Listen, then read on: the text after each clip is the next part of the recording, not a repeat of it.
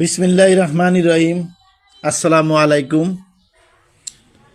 দর্শক, আজ সকাল সকাল একটা ভিডিও নিয়ে আপনাদের সামনে হাজির হলাম, যেটা আমাদের বাঙালিরা সবাই কম বেশি জানি। ভাতে মাছে বাঙালি প্রচলিত কথাতেই প্রমাণ মেলে, ভাত ছাড়া বাঙালিকে কখনো ভাবা যায় না, আর ভাত ছাড়া কখনো বাঙালির তৃপ্তি আসে না। গরম ভাতের সঙ্গে ভর্তা, ডাল, ডিম, মাছ, সবজি কিংবা মাংস এগুলো যদি হয় তাহলে তো কোনো কথাই নেই। তবে আমরা যারা গ্রাম অঞ্চলে বসবাস করি তাদের জন্য গরম ভাত, আলু ভর্তা, ডিম ভাজি বা অন্যান্য তরকারি হলে আমাদের খুব মানিয়ে নিতে পারি।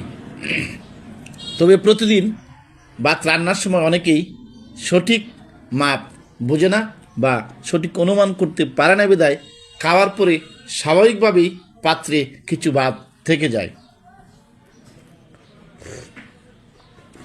আর সেই ভাত পুনরায় গরম করে খাওয়া হয় অনেক বাড়িতেই। অর্থাৎ কেউ গরম করে খায় ঠান্ডা ভাত, কেউ ভাজি করে খায়, কেউ ভাতের সাথে ডিম গুলিয়ে সেটাকে ভাজা করে খায়, বা সবজি সংযোগ করে সেটা ভাজি করে খায়। তো সেই পদ্ধতি নিয়ে আজকে কথা বলতে চাচ্ছি। এটি খাবার এবং সময় নষ্ট এড়ানোর সবচেয়ে সহজ উপায় বলে অনেকেই মনে করে, কিন্তু কি অভ্যাস স্বাস্থ্যের জন্য ভালো তো নয়, বরং অনেক ক্ষতিকর।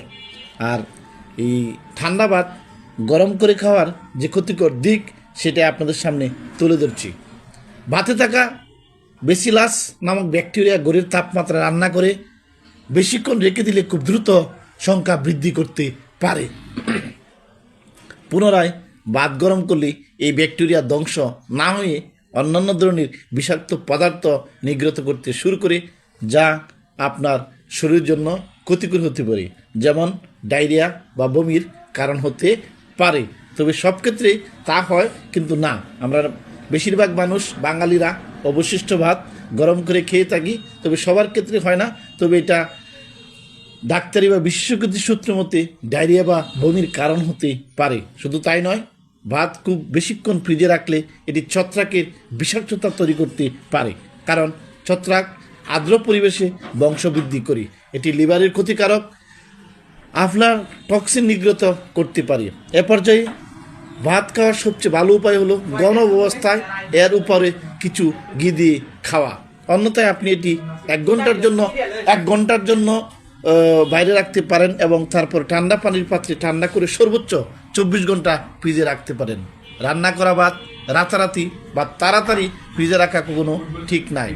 তো আসুন আমরা সবাই স্বাস্থ্য সচেতনার দিকে এগিয়ে যাই। তো